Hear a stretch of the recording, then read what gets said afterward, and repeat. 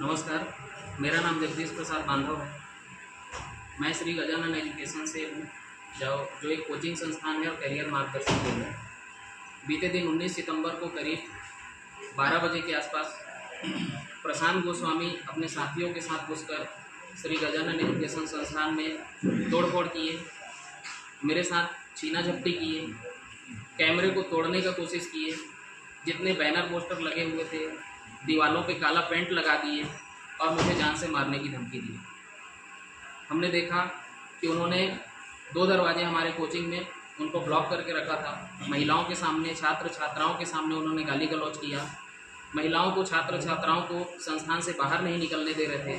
वो इतने हिंसक थे, उनके हाथों में लाठी डंडे थे और उन लाठी डंडों से बेधड़क वो कोचिंग संस्थान को तोड़ रहे थे, फोड़ रहे थे।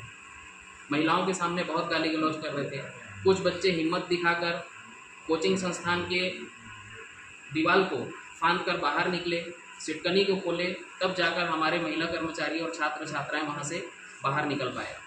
अब क्या आरोप लगाया था आपको? उन्होंने आरोप लगाया कि मैंने उनके किसी सीमांत नाम के व्यक्ति से 1 लाख रुपए लिया है उनका डिग्री बनवाने के लिए, जो कि 100% झूठ है और एक षड्यंत्र है मेरे खिलाफ। इसके पहले आपसे कुछ वसूली की है क्या? चंदा चकोरी किए थे क्या?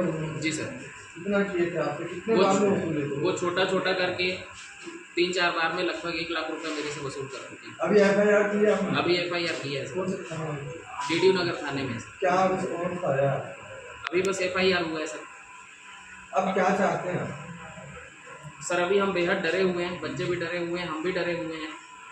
हम कहीं भी निकलते हैं तो डर लगता है कहीं हमारे ऊपर हमला ना हो जाए। जिस हिसाब से उन्होंने हमला किया, अपने नाम का हवाला देकर, अपने साथियों का हवाला देकर, डरे हुए हैं। हम घर से बाहर नहीं निकल पा रहे हैं।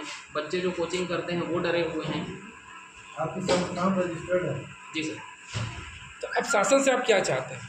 मैं शासन से चाहता हूं सर कि ऐसे हिंसक व्यक्ति के खिलाफ कड़ी से कड़ी कार्रवाई हो और मुझे न्याय मिले। आप उसको पैसा क्यों देते थे? तो वो डराते थे।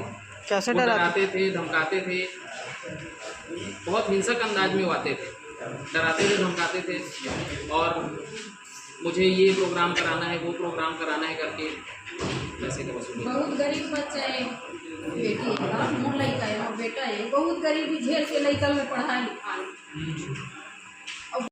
कि ऐसे हिंसक व्यक्ति